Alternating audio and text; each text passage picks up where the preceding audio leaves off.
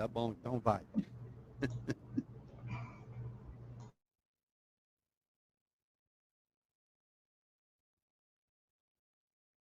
Boa tarde a todos. Que Jesus nos abençoe e Ele permita que nós tenhamos juntos a melhor tarde possível.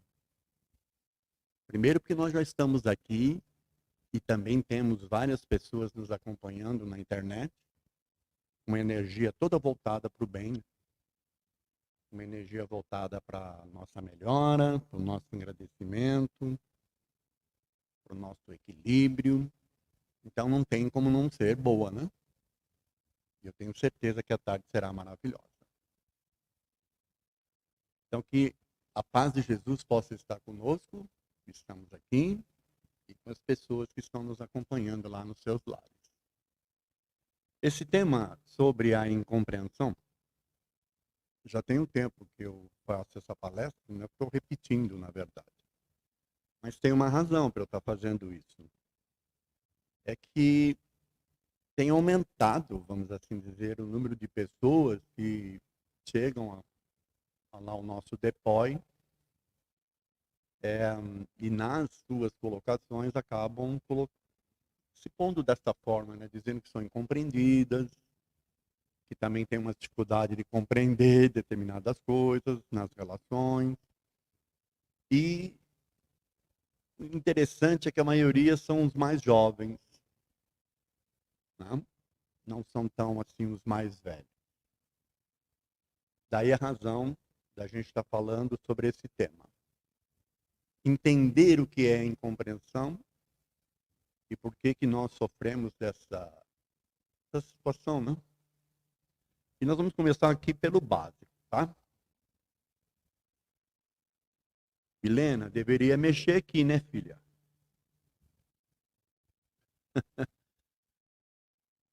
A coisa não está indo. Agora vai, Milena. Agora foi. Intervenção do além. Olha, o básico é isso aqui. Incompreensão é a incapacidade de compreender e de ser compreendido. Mas esse é o X da questão.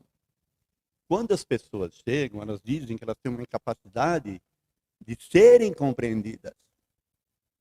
Mas e elas? Estão dispostas a compreender? Então, esse aí é um X da questão. Capacidade de compreender e de ser compreendido. Ou melhor, a incapacidade. Não? E por que isso acontece? Por que acontece e como surge, né, esse sentimento? Vamos ver aqui, ó. A maioria das incompreensões nascem da falta de entendimento ou conhecimento sobre um determinado assunto ou sentimento, ou também uma situação. Então, quando a pessoa está se sentindo num lar, por exemplo, de alguma forma incompreendida, ou ela não está sabendo externar aquilo que ela está sentindo, ou ela não está conseguindo entender o ambiente em que ela está inserida, como as coisas funcionam, para que ela possa, de alguma forma, se inserir. Então está faltando aí o diálogo, está faltando uma espécie de vontade, às vezes, de se tornar compreensível, né? E de aceitar determinadas situações para que haja essa compreensão mútua. E, na verdade, o que acaba acontecendo? Tem a ver com os níveis de conhecimento que a gente tem sobre as coisas. A gente está falando do lar, mas vamos falar, por exemplo, de uma instituição como a nossa aqui, por exemplo. Imagine que esse círculo aí, ele contenha toda a verdade e ele contenha toda a estrutura que nós temos aqui. Certo? Imagine um lar também onde toda a estrutura emocional do lar, toda a estrutura de organização, de limites, de valores, de conceitos e tal, estão contidos aí. Se eu tenho alguém que tem só um determinado nível de conhecimento, ela passa a ter a razão dela, porém, baseado naquilo que ela percebe. Então, isso serve para o lar, serve para uma estrutura como essa aqui. Então, se a gente tem, por exemplo, pessoal que vem aqui só de domingo ser voluntário, não conhece o resto da casa, a verdade que eles têm, o entendimento que eles têm, a razão que eles têm sobre a casa é o que acontece no domingo. Só que a casa funciona de domingo a domingo. Então, essa estrutura de trabalho, por exemplo, onde o passe é antes, e depois vem a palestra e as perguntas, só acontece de domingo. Durante a semana, não. Entendeu onde eu quero chegar? Aí, se eu formo um conceito baseado nisso, eu começo a ter dificuldade de entender o todo. E aí você imagine que você tem uma outra pessoa que conheça um pedaço e uma outra pessoa que conhece um outro pedaço. Cada uma delas, né, tem a sua razão. Mas, quem é que está certo? O que vocês acham? Cada um tem a sua razão, mas quem é que está certo quando vai discutir sobre o todo? Só quem conhece o todo, vocês concordam? Razão todos têm. Porém, não quer dizer, né, que elas estejam certas. Eu gosto muito dessas canecas. Aí acho que a gente vai colocar a venda aqui no Gembe, tá? Logo, logo. Olha lá, ó. Senhora dona da razão e o senhor dono da verdade. Pensou? Essas duas canecas fazendo um brinde? Ó, agimos no mundo de acordo com o nosso nível de conhecimento e entendimento. Isso significa que todos têm sempre razão. O que não quer dizer que estejam certos. Então, se eu estou agindo no mundo com o meu nível de conhecimento, do meu entendimento das coisas, eu estou coberto de razão naquilo. Mas, estou certo em relação ao todo? Como já falamos aqui? Talvez não. Na maioria das vezes, não. Mas eu tenho razão. Por quê? Porque eu só conheço aquilo. Eu só entendo aquilo. Lembra que eu falei aqui que a maioria que se apresenta são mais jovens? Por quê? Porque os mais velhinhos, como eu, por exemplo, já tiveram tanta coisa, passaram por tanta coisa, que as razões já mudaram tanto, né? Que você já não tem essa dificuldade. Tá certo? Vamos ver algumas frases sobre isso aqui, tá? Não há nada repartido de modo mais equitativo no mundo do que a razão. Todo mundo está convicto de ter suficiente. Então veja que não sou eu que estou dizendo que todo mundo tem razão, né? É o Descartes que está falando aqui, tá? Olha outra, do Jean de La Fontaine. A razão do mais forte é sempre melhor. Os chefes que o digam, certo? É assim? Porque você pode ter a sua razão, você achar que você está certo, mas o chefe é quem manda. E aí? É melhor você ter razão ou você ser feliz ou receber seu salário no final do mês? É uma decisão que você tem que tomar. É assim? Olha essa outra aqui do Gautier. Os que pretendem ter sempre razão, normalmente, são os menos razoáveis. Oh, que interessante. Aqui a gente já começa a ter um vislumbre diferente sobre as coisas. Que pretendem sempre ter razão, são os menos razoáveis. Por quê? Porque estão querendo impor. Não estão abertos às novas possibilidades, a novos entendimentos e por aí afora. E aí vem então uma questão. Será que é possível modificar razões? O que vocês acham? Lembra daquele quadro que tem uma pessoa que tem esse pedacinho, o outro tem o outro, mas imagine uma pessoa que consiga, né, ampliar os seus horizontes. será que ela mudaria suas razões? Então a gente chega à conclusão que talvez seja possível, né? E aí eu vou fazer uma perguntinha para vocês. Com que frequência você muda as suas ideias? Aí já é uma questão interessante para se pensar. Com que frequência eu mudo ou eu estou disposto a mudar as minhas ideias? As minhas convicções. Aquilo que eu acho que é o certo e que tem que ser. Convivendo nesse mundo que está num processo aí de evolução louco. Eu conheço pessoas, por incrível que pareça, que ainda querem ir no banco pagar e ainda exigem sabe, não estou acostumada lá que seja autenticado, ficam desconfiados porque não tem mais aquela autenticação. Agora imprime-se lá uma filipeta e grampeia no boleto, ainda fica achando que aquilo que é alguma coisa.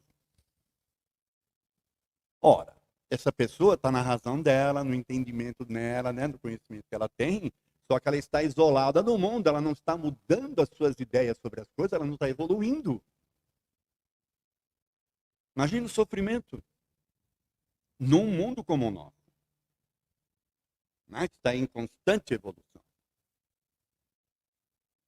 Aí vem uma outra questão que aí é dos mais antigos, tá? Pau que nasce torto, morre torto. Razões não mudam jamais? Porque tem esse velho ditado, né? Pau que nasce torto, morre torto. A pessoa não vai aprender nunca, a pessoa não vai evoluir, ela não vai, a gente não vai dar a oportunidade dela se transformar.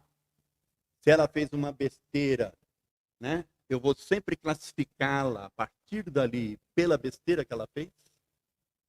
Eu não vou conseguir olhar se ela está fazendo coisas diferentes ou não. Porque a gente tem esse péssimo hábito de julgar as pessoas pelas suas atitudes sem perceber o que elas estão transformando. Ou seja, o que aquela atitude, a partir de um processo talvez de arrependimento, de entendimento, de reconhecimento dos seus erros, a transformou. Nós temos uma dificuldade para aceitar isso. E eu posso dizer para vocês, pau que nasce torto não vai morrer torto, não. A árvore pode até ser, mas pessoas não. E eu estou falando por mim, tá? Porque se eu tivesse desencarnado com meus 30 anos de idade, ixi, estava ferrado. Perdão, estava danado. Perdão pelo. Sorry. Você não traduziu isso. Ai, meu Deus do céu. Então tá bom. Pronto, já foi lá. Ficou registrado.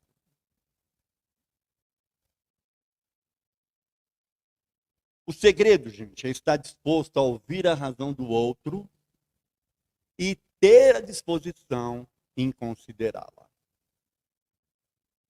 Porque pode ser que ao ouvir, atenção naturalmente, né, com vontade de ouvir, tá certo? Eu tenho uma palestra também que fala sobre o saber ouvir, tá?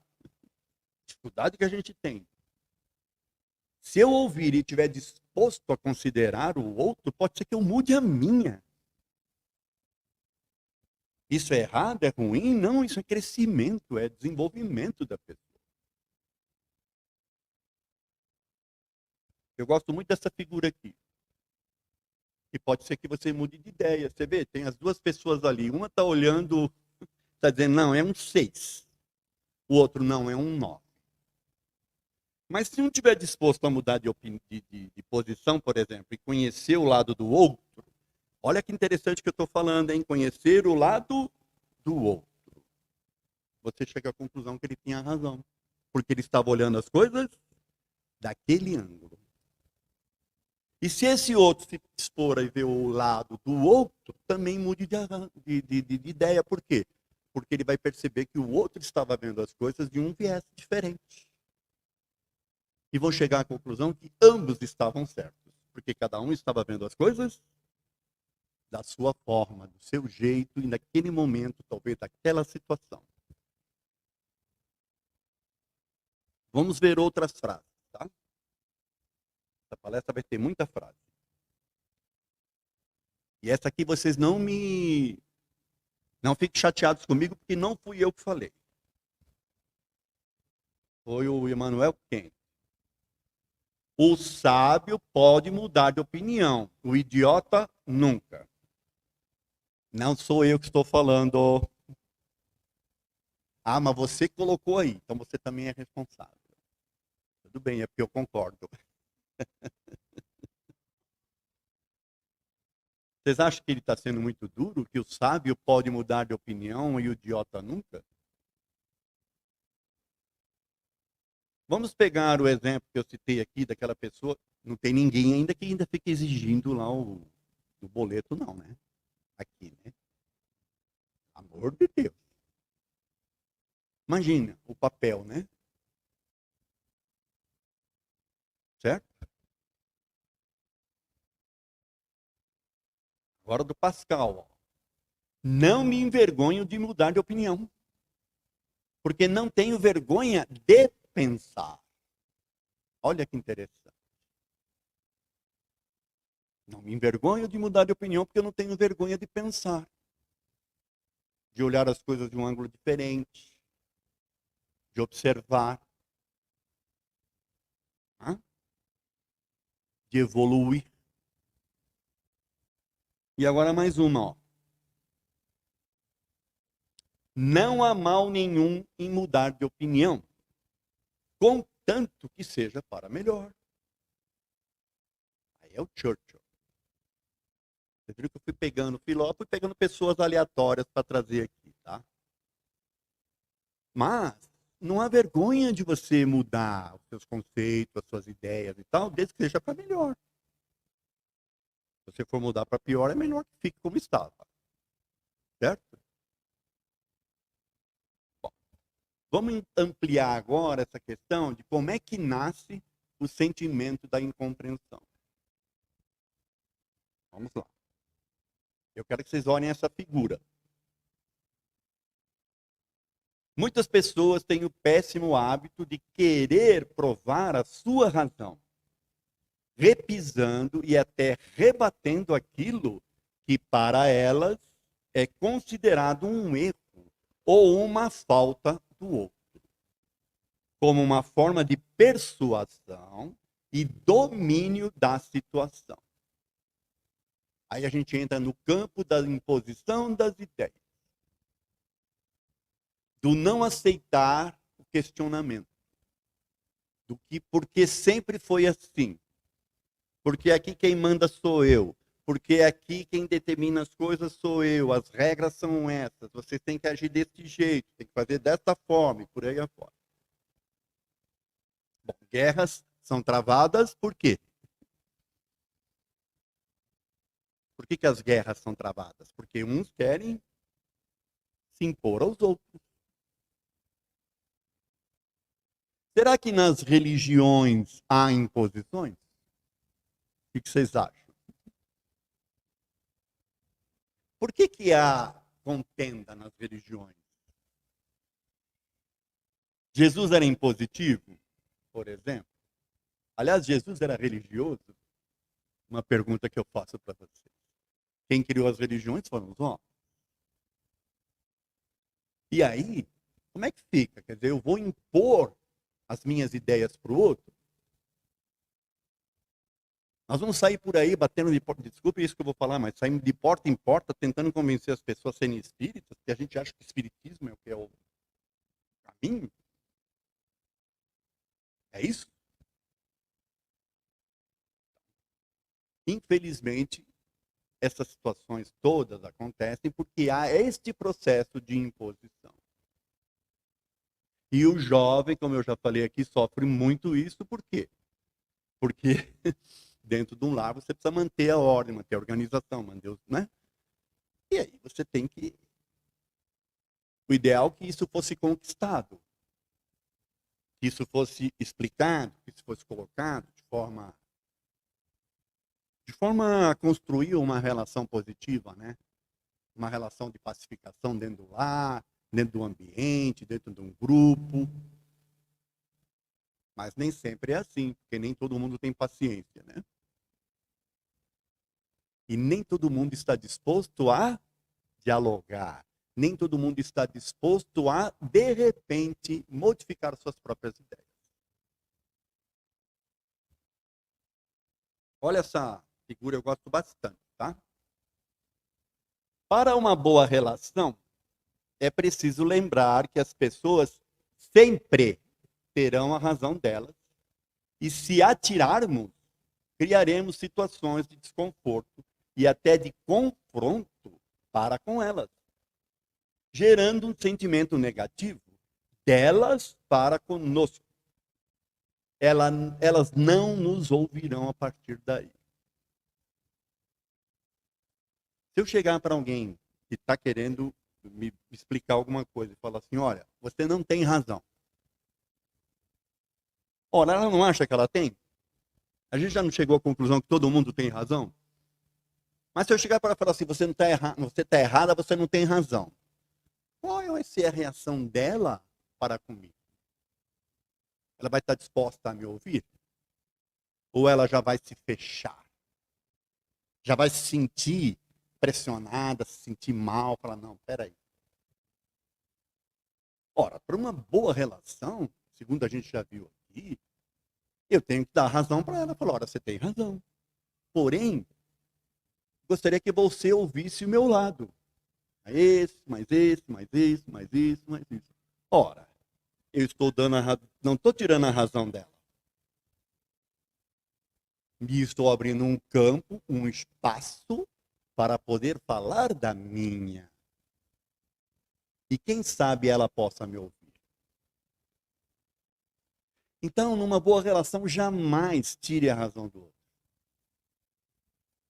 Não tire. Você tem razão, porém eu gostaria que você me ouvisse. Já pensou nisso, nisso, nisso, nisso, nisso? Bom, aí uma dica, né? Isso é uma técnica, na verdade, de relacionamento, né? De convivência sadia, de convivência positiva num mundo que está em completa, né, ebulição aí de desenvolvimento. Agora vamos ver aqui a pergunta-chave nos relacionamentos, porque a gente vai começar a colocar a doutrina espírita aqui um pouco. Por que nós reencarnamos? É para seguir os mesmos?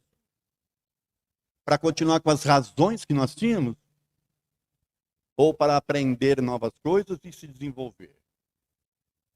Este aprender novas coisas é com quem? Com os mesmos? Com semelhantes a nós? Porque se fosse para ser com semelhantes, a gente ficava no plano espiritual. Porque não é lá que a gente vai se reunir conforme as vibrações, os valores, a luz que a gente emite. A vibração do meu perispírito vai me posicionar diante de seres semelhantes a mim. Então, o aprendizado que eu tenho lá é o mesmo sempre. Ali eu vou viver numa paz, vou viver num ambiente maravilhoso, por quê? Porque está todo mundo igual. Todo mundo na mesma razão. Mas eu preciso aprender coisas novas. E onde é que eu vou aprender isso? Reencarnando e dentro de um lar com pessoas e espíritos com razões diferentes. Para que haja, através dessa inter-relação, uns vão ensinar os outros vão aprender e por aí afora.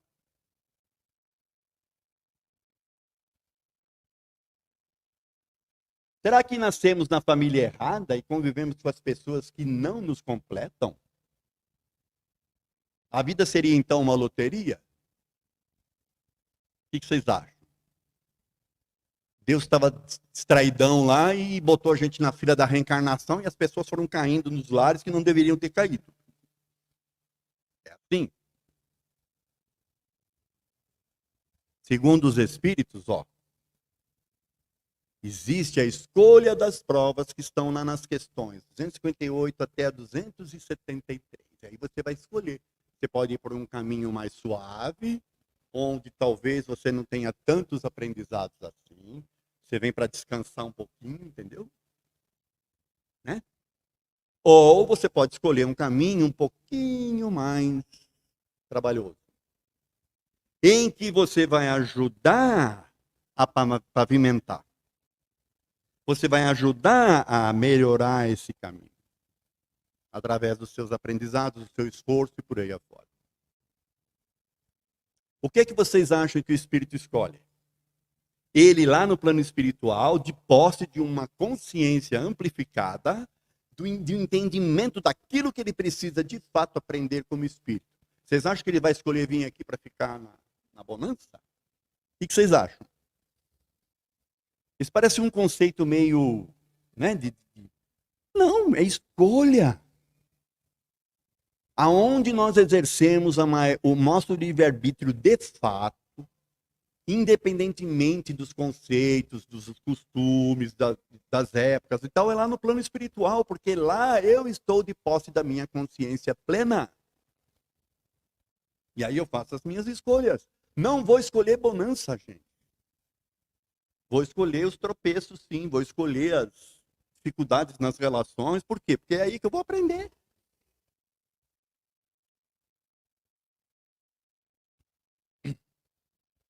Outra coisa que os espíritos também falaram a Kardec é sobre a necessidade de evolução. Então eu escolho as provas para quê? Para ficar estagnado ou para eu me desenvolver? E esse me desenvolver é fisicamente? É ter coisas materiais ou é me desenvolver espiritualmente? Lembra, é o espírito que está escolhendo. Ele vai escolher o quê? Se desenvolver espiritualmente. Para se desenvolver espiritualmente, ele vai ter que ter relações, ele vai ter que ter correlações, ele vai ter que ter situações em que ele tenha que exercer o seu emocional, ele tenha que reorganizar o seu mental, seus valores e por aí afora. E ele vai ter que ter um nível de compreensão acima do normal. Ele vai ter que ter uma capacidade extra de se colocar no lugar do outro. Lembra da figura do 6 e o 9? Né? Vamos ver mais algumas frases. Essa aqui é do Kennedy. A mudança é a lei da vida. E aqueles que confiam somente no passado ou no presente estão destinados a perder o futuro. Olha só. Mas não mudou? Perdão, agora está aí. Então vou ler de novo. Vocês deviam ter me avisado antes, né? Não fazer eu passar essa vergonha aqui na palestra. A mudança é lei da vida. E aqueles que confiam somente no passado ou no presente estão destinados a perder o futuro. É simples. Se você fica preso ao teu passado, aliás, tem uma outra palestra, né? Não olhe para trás. Se você fica preso ao passado, você não consegue se desenvolver. E se você só fica vivendo o presente também de forma presa, sem se interrelacionar de forma adequada, sem mudar conceitos, sem se predispor a se colocar no lugar do outro, a mudar as suas razões, você também está perdendo o seu futuro, porque você vai ficar estagnado. Num mundo, como eu já falei aqui, que está em ebulição.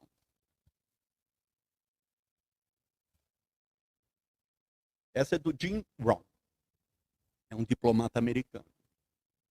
Eu acho essa frase dele aqui é uma cacetada, tá? Eu acho fascinante que a maioria das pessoas planeje suas férias com mais cuidado do que planeje suas vidas.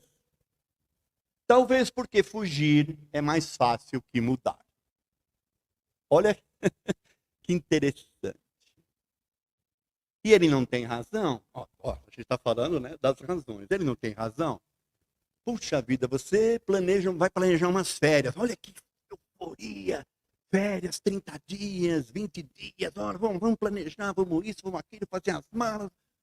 Que coisa maravilhosa. Por quê? O que é que as férias estão te propiciando? Fugir do seu dia a dia, das coisas maçantes, das dificuldades e por aí afora. Quando, na verdade, você deveria estar entusiasmado, como espírito que é, em planejar a sua vida com a mesma alegria que planeja as suas férias. Olha, gente, são conceitos que a gente precisa aprender a mudar. Confúcio. As únicas pessoas que não conseguem mudar são as mais sábias e as mais estúpidas.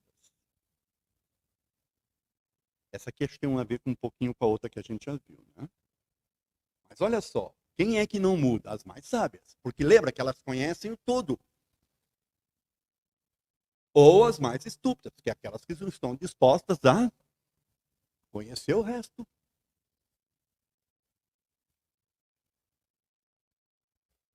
Quem acha que em si não há nada para mudar e se sente perfeito está imaturo espiritualmente. Guardem essa frase. Quem acha que em si não há nada para mudar e se sente perfeito está imaturo espiritualmente. Estamos em processos de aprendizado. Foi para isso que a gente escolheu. Olha aqui a nossa vida. Ó. A vida é dinâmica. Ela é mudança ininterrupta. Através das experiências vividas, nós mudamos. Assim como os outros mudam. Consequentemente, razões mudam.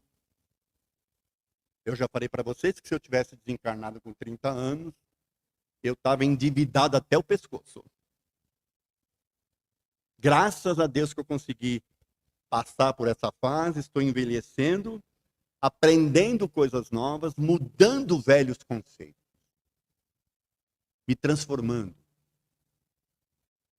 Eu acho que eu estou me transformando numa pessoa melhor. Não sei, eu acho.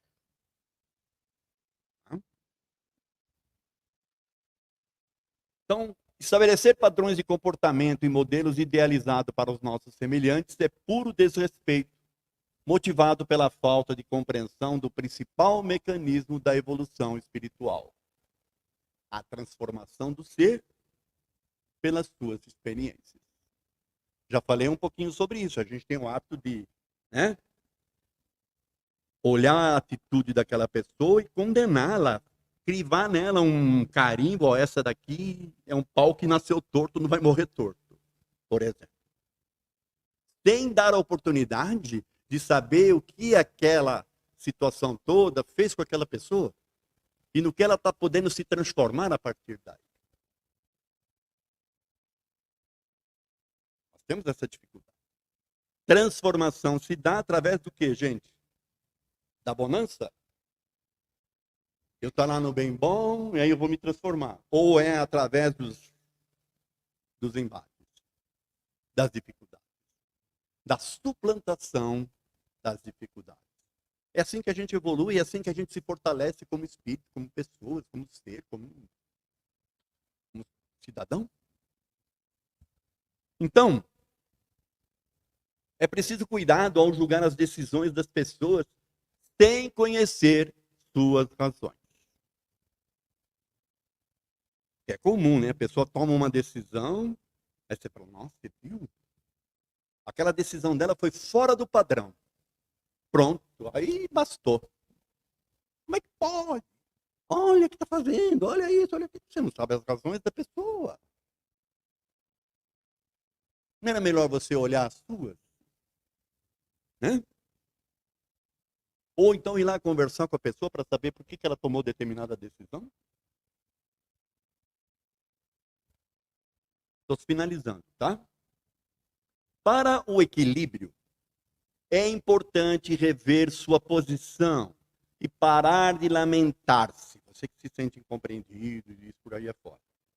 Pois o estado de incompreensão gera insatisfação com a vida. Ou vocês acham que as pessoas que chegam dizendo isso, elas estão bem com elas mesmas? Aliás, por que elas procuram, né? Porque não estão bem. Então a gente precisa rever nossos posicionamentos, parar de se lamentar e ir à luta, criar essa condição de entender que o outro tem razão e daí tentar entender a razão dele, expor as nossas razões com amor, com carinho, com atenção, para que o outro possa te ouvir. E assim a gente vai se desenvolver. Então, fechando aqui, né? Conclusão. Do Augusto Cury. Esse está ali, né? A capacidade de se colocar no lugar do outro é uma das funções mais importantes da inteligência. Demonstra o grau de maturidade do ser humano.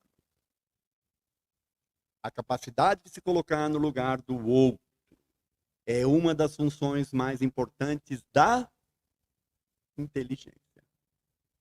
Demonstra o grau de maturidade do ser humano. O que ele está falando que é funções mais inteligentes, né, mais importantes da inteligência? Porque quando você se fecha, você não se coloca no lugar do outro, ou você não tenta entender o outro, você não está usando a inteligência, você está usando o instinto, está usando está pensando com o fígado. E fígado não pensa, ele só exala, né, uma energia. Nós somos seres inteligentes. Não é assim?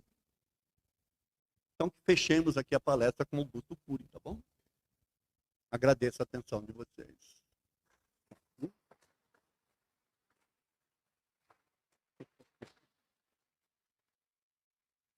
Voz do além, tem questões de casa? A voz do além não está falando. Alguma questão aqui? Prioridade para quem está aqui. Não? Tem uma?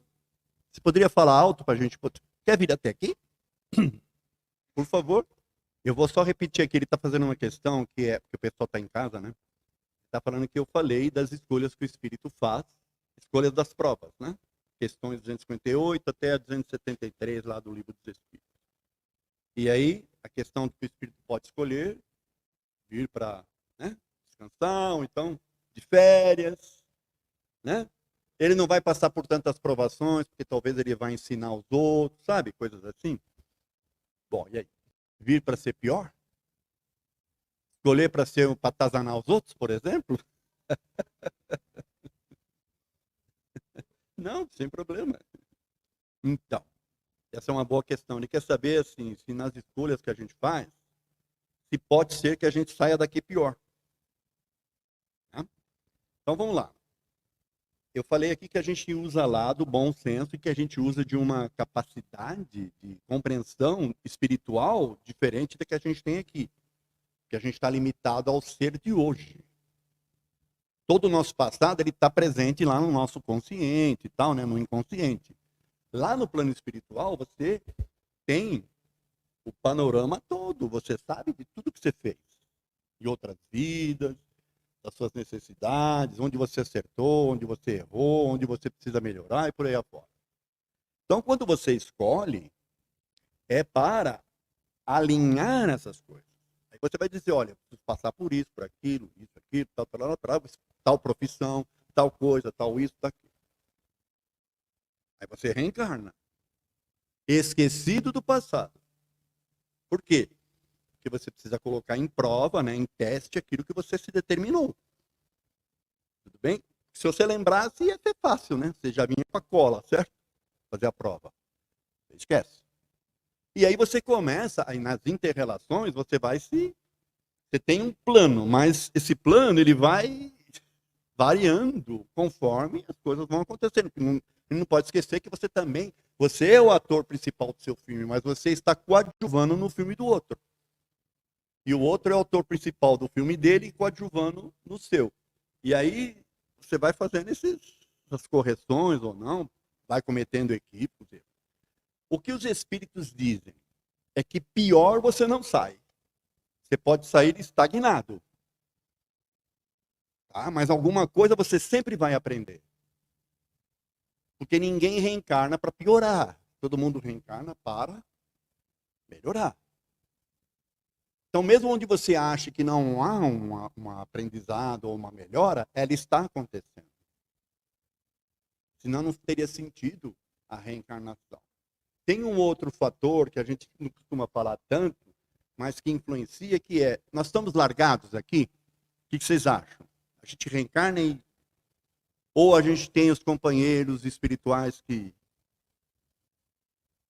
Muita gente fala em anjo da guarda, fala em mentor, fala em... Nós temos os amigos espirituais que vão nos intuindo. À noite, quando a gente dorme, a gente vai rever coisas. Pode rever os nossos planos. Pode mudar uma ideia ao dormir, por exemplo. Pode resolver coisas no sono. Sabe, uma pessoa difícil que eu tenho? Olha, para te responder a tua pergunta, estou fazendo outra palestra. Mas sabe uma pessoa difícil de relacionamento que você tem? Às vezes a gente se acerta lá nos sonhos. Porque na vida física você não consegue, em função até de energias, mas no plano espiritual você consegue, de repente, se acertar, entendeu? É dinâmico, é maravilhoso isso aí. Tem muita coisa para a gente aprender. Mas uma coisa eu posso te garantir: pior a gente não vai sair. Como também eu posso garantir que dificilmente alguém vai pedir para reencarnar, para ser um assassino, para atazanar a vida dos outros, para vir aqui se viciar, para, sabe? Essas coisas acontecem em função do que a vida, né? Do nível que o espírito dá, ele se deixa levar pela influência da matéria. Que, aliás, é outra coisa que os espíritos falam. A matéria tem uma influência muito grande no espírito. E se eu me deixo levar mais pela matéria do que pelas questões espirituais, naturalmente que eu vou viver a vida. A vida vai me levar, né, de uma forma em que eu vou privilegiar as coisas que a sociedade considera que são maravilhosas. É o ter, né? Eu preciso ter isso, aquilo. Para ter, eu passo por cima dos outros, eu desconsidero a razão do outro, porque eu vou impor na minha, e eu vou tendo coisas materiais. Depois eu desencarno. E aí, eu descubro que eu não... Descubro que o caixão não tem gaveta, né? Descubro que os títulos daqui não servem para nada lá. Percebe como a coisa é dinâmica, né? Respondido? Obrigado. E se no lugar do marido fosse um filho, deveríamos a certo ponto parar de dar murro em ponto de faca? Essa aqui eu fiquei boiando, Maraísa. Eu falei em alguma coisa no lugar do marido aqui? Filho? Hã? Ah, nas canecas? Será? Mas vamos tentar entender aqui, Maraísa. Vamos lá. E se no lugar do marido fosse um filho, deveríamos a certo ponto parar de dar murro em ponta de faca? É assim, Maraísa.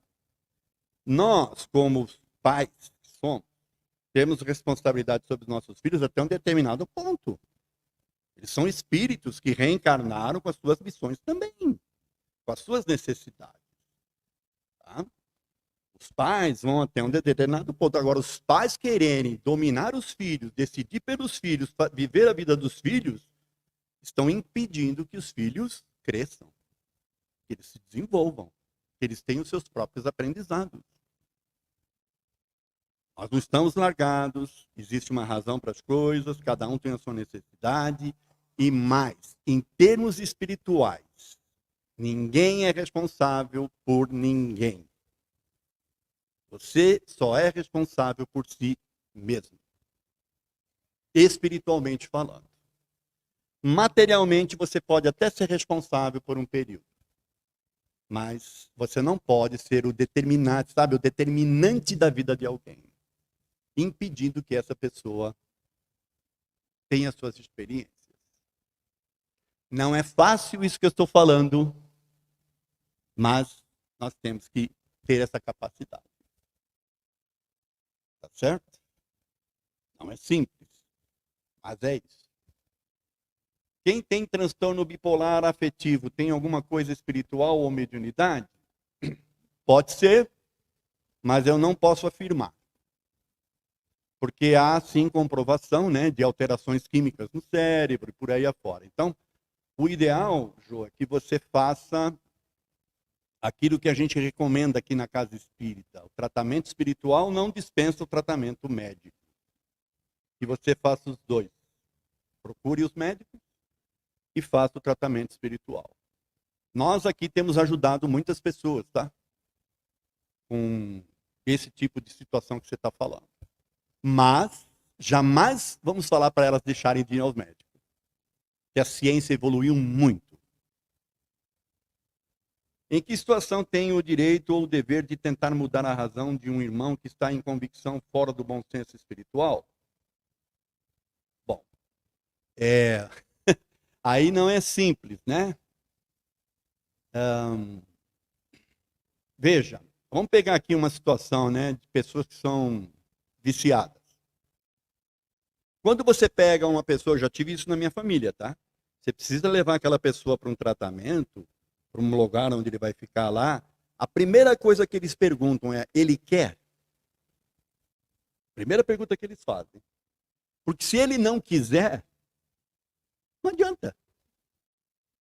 Então, é assim, você precisa primeiro convencê-lo, ele precisa entender que ele precisa mudar, que ele precisa de tratamento, que ele precisa de ajuda, porque ele é o principal componente na sua cura. Porque se ele não quiser, aí ninguém vai fazer nada. Então, espiritualmente falando, às vezes a pessoa está incapacitada de tomar suas próprias decisões. Tá certo? Aliás, a própria lei determina a lei civil, né? Determina algumas coisas. Quando uma pessoa está incapacitada de tomar decisões, os pais ou alguém responsável toma a decisão por ela. Tá certo?